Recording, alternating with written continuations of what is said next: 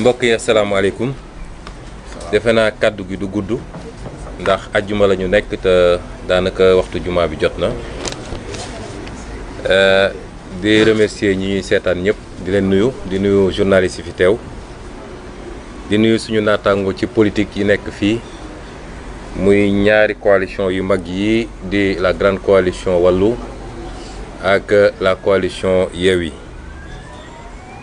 di doore sama kàddu ci li sama goro Lamine Thiam wax léegi mooy di féliciter ak di am kontante ci taxawaay bi nga xam ne suñu baay suñu sëriñ Cheikh Mahi Niass am na ko ba yàlla defal ko ci ndam goo xam ne defe naa teewoon nañu bëri ci ay kuréel ak ay borom daraja loolu nag bettuñu ndax bu ñu fàtte ni Baye Niass dafa waxoon l'Afrique aux Africains ñuy profité ci occasion bi di wax ni il faut ñu gëm suñu bopp ñun africain daa di dekkelaat suñuy ressort interne ndax su dee ñun ak ñun rek ci suñuy société am nañu ay pexe ak ay système yuy régler suñuy problème te bis bu ne ñu dund ko waaye keroog bi ñu demee ba ñu complexé ñu nag nga xam ne lu ñuy def rek jàpp nañ ni su tubaab bi jógewul fële ñëw régler ko du am problème te li ci ëpp tubaab bi mooy taal daay bi mooy jaay ngàndaay ndax Afrique kenn fabriqué wu fi ngàndaay moo ciy profité pour exploiter nag placer ay nitam exploiter réew yi kon ressort yooyu tey Cheikh Mahi def ci lu rëy rëy Cheikh Amadou Bamba am lu mu ci amoon ci taxawaay ci sàmm ak défendre del bu ñuul ba wax ni xam-xam ak mën-mën yàlla du ko calqué ci der bu weex wala der bu ñuul Cheikh sëñ Alaaji Malick Sy am lu mu ci taxawaay boo xam ne tey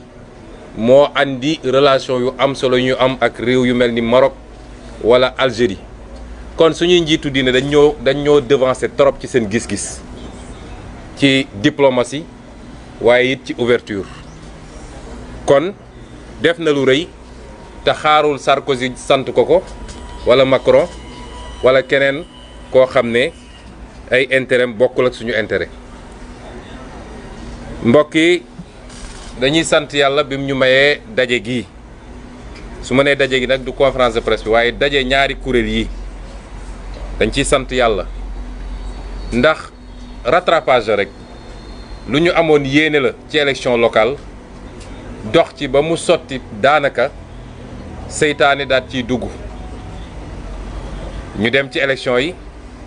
teewul yàlla kenn ku ne ci ñun am na lu mu ko ci may ndax kenn demul ci élection yi jógee ci ñu ne kii ridicule na ci élection yi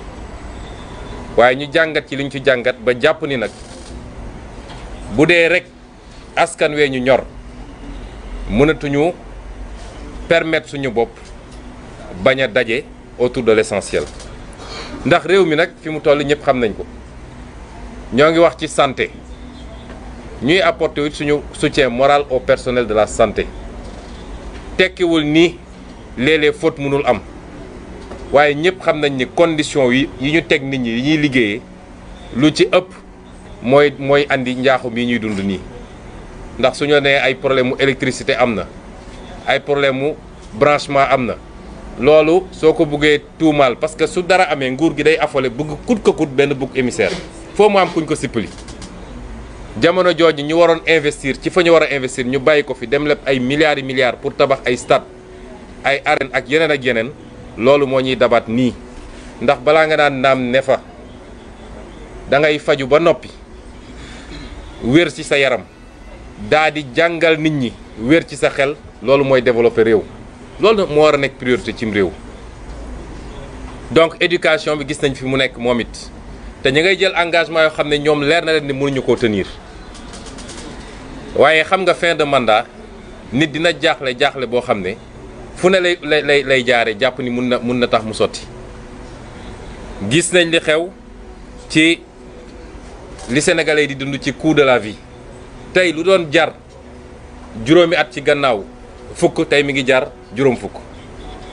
sénégalais yi sonn nañ ba fu sonn yem te li gën a métti ci lii nag mooy cuune gi ñu cuune dañuy bàyyi ba mbir mi dem ba sës ñuy doog a wax ni lii la ñu war a def tey ñi ngi wax ni dañoo war a jàngat ci crise bi am ci Ukraine ba fexe ba am créer suñu autonomie loolu 12 ans xaw ma moom mi ngi fi 10 ans mi ngi fi kañ la ñu digoon autosuffisance alimentaire autosuffisance en riz 2017 la ñu waxoon tey ñu ngi 2022 lañ doon jéggaani ci ceeb moom la ñuy jéggaani ba léegi jàpp ni nag sénégalais yi fàtte nañu loolu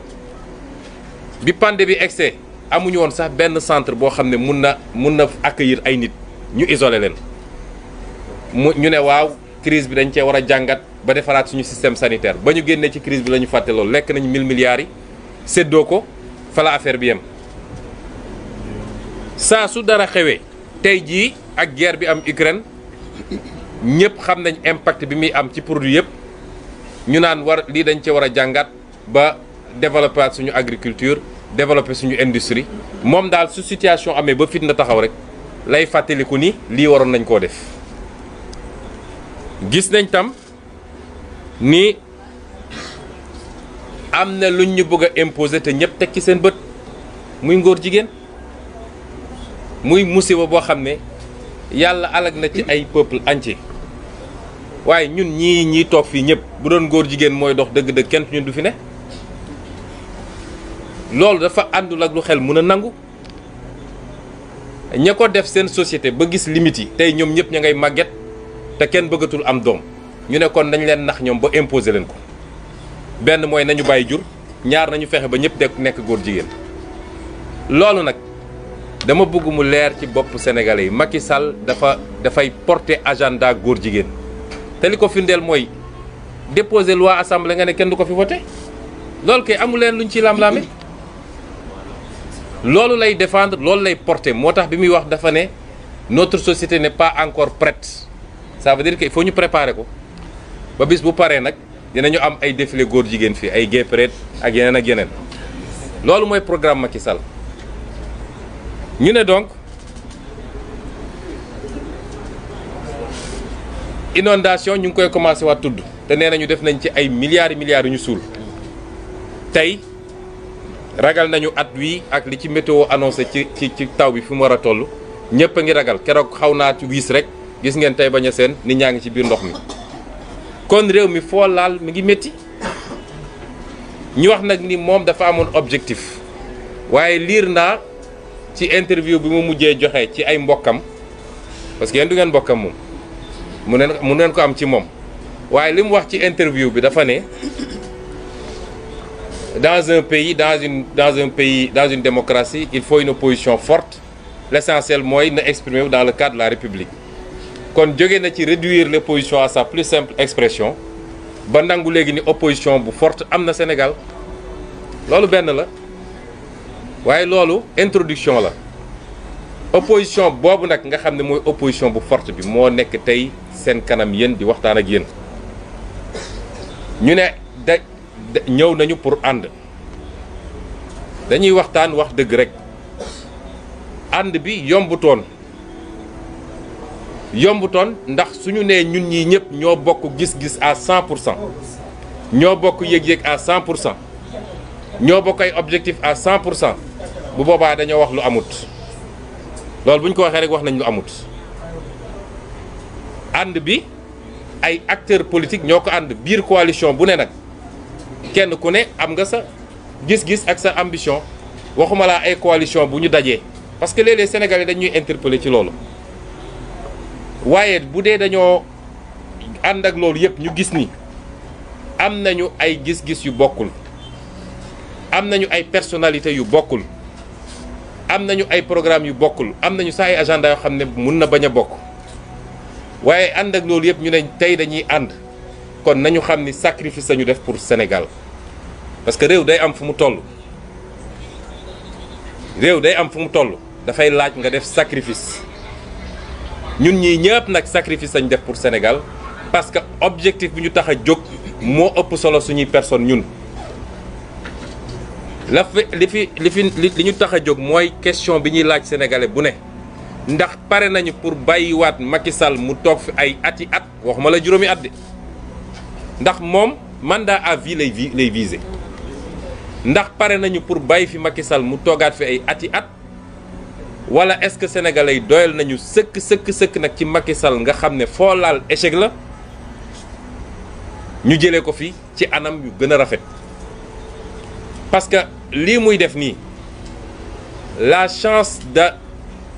d'arriver à une alternance démocratique et pacifique la fi bëgg a jëlee moo tax ñiy wax waxu fitna nañu wax fan la fitna bi jóge dama ne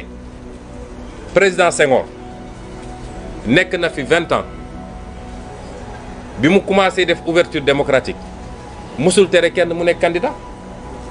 te xam na ni Abdoulaye Wade menace la woon ci moom Abdou Diouf nekk na fi 20 ans xam na ni menace am bi gën a rëy mi ngi woon ci PDS musul tere Abdoulaye Wade nekk candidat bu ñu amaan problème sax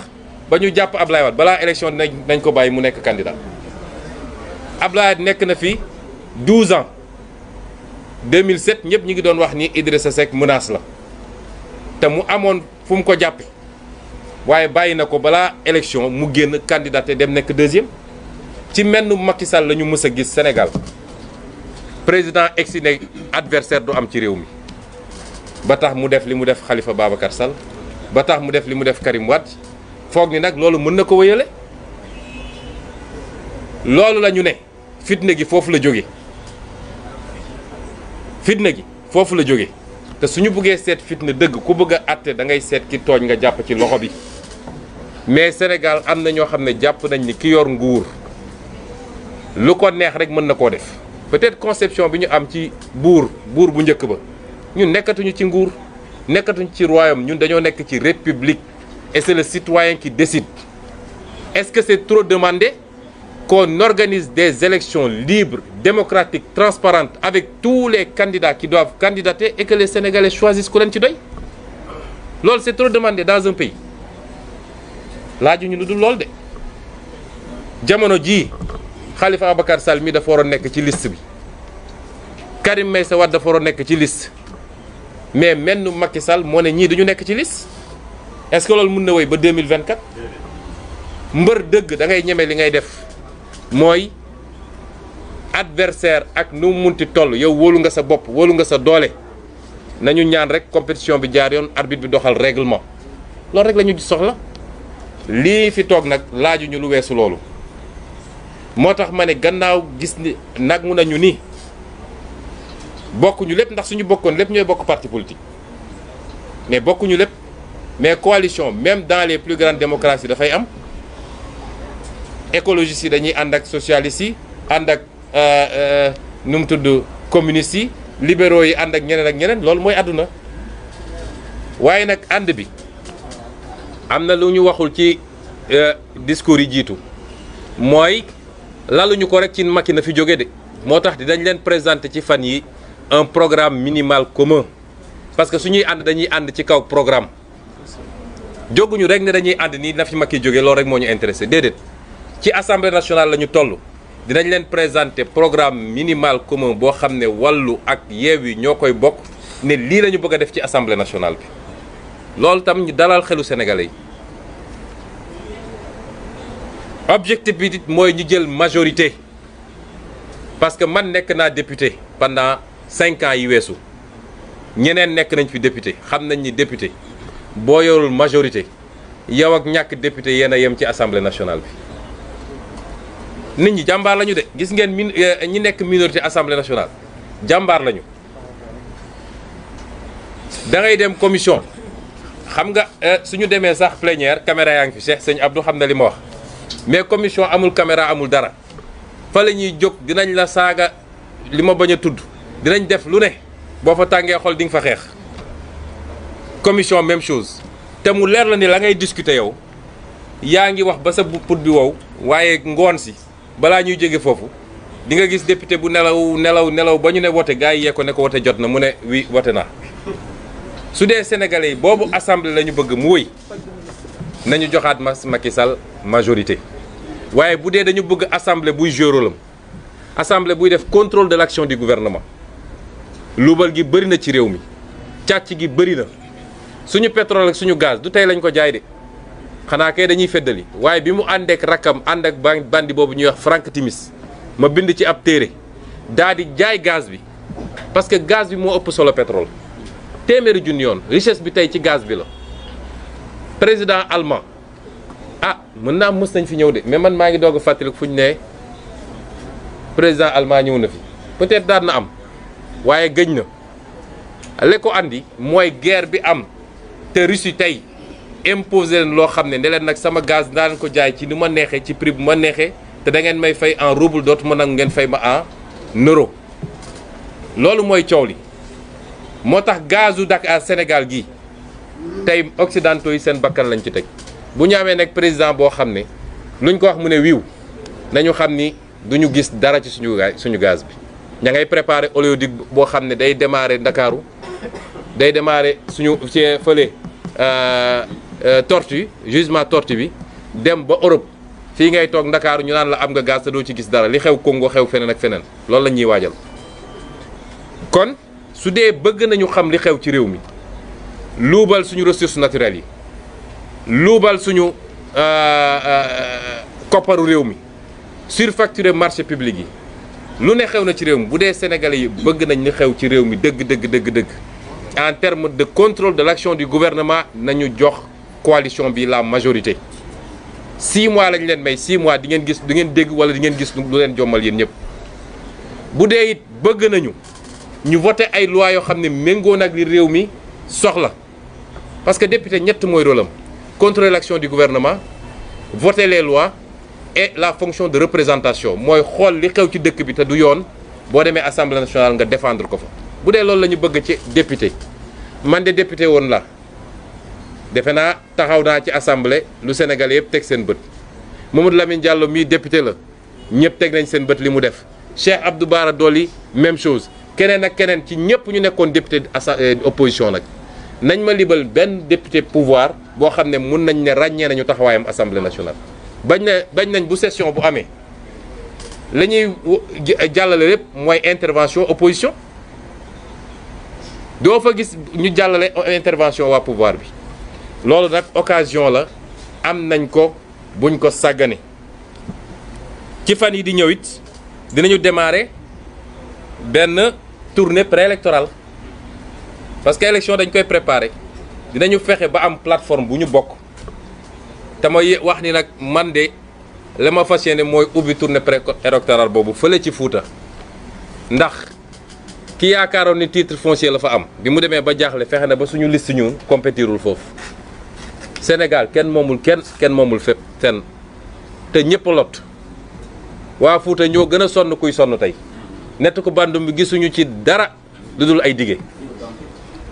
foofu lañ koy commencer ndax am nañu yéene ci ñoom nag la ca des nag mooy fañ jëm dinaa ci wax ñaar ba ñett fa lay daanele bu ci njëkk mooy di araftu préfet de Dakar ni ñu araftuwee waa DGE l'autre jour parce que dafa jot gis nga lu nit defati dañ koy wax ne moom moo ko def te tudd ko ba pare tiiñal ko ba askan wi xam parce que da ngay gis benn waay boo xam ne bureau lay toog taal climatiseur am di def loo xam ne mun na andi ci réew mu fitna boo xam ne lu ne xaj na ci loolu moo fi war a jeex fonctionnaires yi nañu delloo seen xel man j'ai été fonctionnaire et j'ai toujours refusé d'appliquer un ordre manifestement illégal parce que loolu droit administratif la ñeneen DGE ñu sant leen ñu leen sant ñu xam ni lii du yoon ñu def ko tey lu am ci problème ci fitna ci réew mi ñoom ñett ñooñu la ña ko def ak seen ministron bi ko def bi leen ko sant loolu il faut mu jeex ci réew mi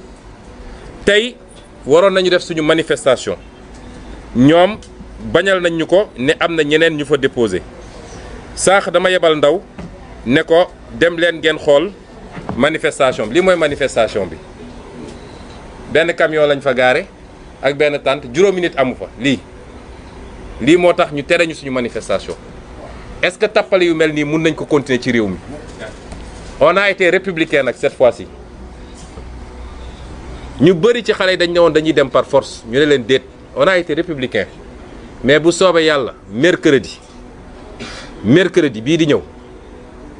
gannaaw yàlla mi bind xanaa yàlla wàcce fi benn taw bu fort a fort bu orage waaye bu dul loolu gis ma lu ñu mën a tee ma def suñu manifestation bu soobee yàlla loolu it on donne date. ñaareel bi mooy wax ak militants yi ak sympathisants yi ak sénégalais yi fi mu ne nii 31 juillet mooy objectif bi ñun ñëpp on doit être focus sur l'objectif bu ñu dara distraire amuñu jot bu ñuy tontoo ay opposants yoo xam ne xëy suba bu ngoon jot wër plateau yi di wax ci ñun du ngeen mës a gégg ñu wax ci ñoom parce que intéressé wuñu benn adversaire la ñu am mooy Benno Bokk Yaakaar ak Macky Sall taluñu keneen ku jàpp ni nag wër plateau télé yi mbër Yewwi Askan Wi nii wàllu naa Ousmane Sonko nii diw naa le 31 juillet bu ñu commencé wàññi la ñuy xam lan mooy loo liggéey politiquement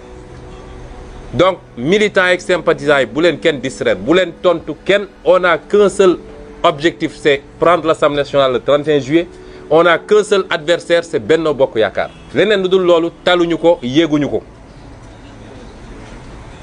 ñetteel bi mooy wax nit ñi tam nii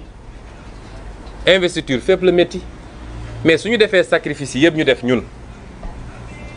c'est parce que réew mi la ñu jiital ci lépp moo tax képp ku réew mi ñor quelle que soit say frustration ci investiture yi muy waa Wallu muy waa Yewwi nag ñëpp laa waxal ku bëgg a liggéey réew bi rek loolu rek la tax a jóg bis bu ñu yeggee fi ñu war a yegg kenn ku ne di nga am lu la doy ci liggéey waxuma séddoo gâteau de waaye kenn ku ne dinañ la jox lu méngoog sa capacité te di nga am lu la doy ci liggéey mais suñu nee 165 députés rek ñëpp ñu sommes des milliers ñëpp mënuñ cee ne kon bu dee dëgg-dëgg réew mi moo ñu ñor te ñëpp d'accord nañ ni Macky Sall lajj na ñëpp remobiliser wu autour de l'essentiel ñu commencer une pré-campagne préparer une bonne campagne 31 juillet ñu pare ak Macky Sall ñetteel bi may daanelee mooy la justice de ce pays conseil constitutionnel parce que li nit ñi di laaj nag jaaduwul de c'est-à-dire li dal tey Benno Bokk Yaakaar bu doon dal na beneen coalition tey kenn du wax am na ñu fi éliminé parce que nee nañ seen parrainage matul moom bi parrainage am ëppee ñu ne kenn du ko fi éliminé nga dégg ay nit naan waaw jàmm réew mi mooy nañu fexe ba liste yëpp dem loolu la justice est par terre la justice ne doit pas fonctionner comme ça te président conseil constitutionnel annoncé na la couleur ndax bu ñoom nga xam ne kenn mënul fexe ba ñu wax bu demee ba di def interview dem def ko nag ci seen journal naan ay équilibre rek ay nangam ñun Yewwi Askan Wi on est demandeur d'aucune compromission li ñu wax mooy que le droit soit dit et uniquement le droit et le droit ce qu'il dit c'est que Benno Bokk Yaakaar warul bokk ci élection bi il faut que loolu mu leer parce que leneen lu ñu def compromission la compromission bi nag bu dee seen diggante la ñoom ak conseil constitutionnel ak ministre de l'intérieur boo xam ne foog na ni moom ñor na muus na ba di def ay manœuvres ne naa def lii ci liste Yewwi Askan Wi bu ko defee mu doon porte de sortie pour le conseil constitutionnel mu ne naa récupérer ñëpp Yewwi Askan Wi n'est demandeur d'aucun compromis à fortiori compromission waxuñoo kenn seetiwuñu kenn recevoir ñu kenn fa ñu toll fa ñu nekkoon la ñu nekk mooy duñu nangu ci réew mi ñu imposer ñu écarter suñu liste lu dul dëgg loolu kenn du ko nangu ci Sénégal waaye li ñu wax mooy on exige du conseil constitutionnel qu'il applique la loi dans toute sa rigueur et cette loi dit que Benno Bokk Yaakaar warul bokk ci élection bi loolu mooy suñu revendication lii la ñu bëggoon tënk ci wax ji di féliciter ñëpp nag sànq bi waa Wallu di introduire dañu wax ni c'est Wallu qui est venu vers Yewwi déedéet dañoo dox daje parce que ñun ci suñu bopp dañoo amoon yéeg-yéeg boobu ak yitte boobu waxtaanaat ci ba jox président conférence des leaders jox ko mandat pour mu def les démarches pour jege si waa Wallu ñu toog waxtaan te yàlla def na ko ñu ngi ciy gërëm suñu borom ñu xam wax sénégalais yi ni seen espoir moo tax ñu def lii ñu def di ñaan yàlla mu mottali ko ci ni mu gën a rafetee mooy premier acte bi doon le 31 juillet ñu jëlaat suñu réew ñi war a compétir yëpp compétir sénégalais yi tànn ci seen teefu bakkan seet ku leen doy. may daaneel nag di wax ni Macky Sall fii léegi mi ngi ci bopp Sénégal stabilité bi nit ñi bëgg du am parce que Macky Sall nitu fitna la nit la boo xam ne day mat laqatu ci suuf di ëf day yónni ay nit ne leen dem leen saagal ma bu génnee taxaw ne jub ñu naan ay akamoo yaru man nag nit bu mel noonu am na nuñ koy tuddee tant que nag mi ngi ci bopp réew mi démocratie Sénégal dina sooxe fitna dina fi bëri jàmm dina fi néew kon loolu mooy combat bi ñu bokk ñun ñëpp di woo Sénégalais yëpp le mercredi 8 mai dañu bëgg mu doon rassemblement boo xam ne ci analu Sénégal le 8 juin ci analu Sénégal rassemblement bu ni mel kenn mësu koo gis ci ay nit yu teew xam nañ ñu bëre ngi doon wàcc ci région yi di duy ay kaar ñu yégal leen ni bu tey bi dañoo bëggoon a respecter suñu digganteeg li nga xam ne mooy yoon moo tax defuñu ko waaye bu mercredi mooy dàq bu soobee yàlla jox nañu encore un peu plus de temps de préparation. Nous voulons des milliers, des dizaines et des dizaines de milliers de Sénégalais à la place de l'Obélisque. Je vous remercie. Merci président Ousmane Sonko. Donc, yëf yi jeex na.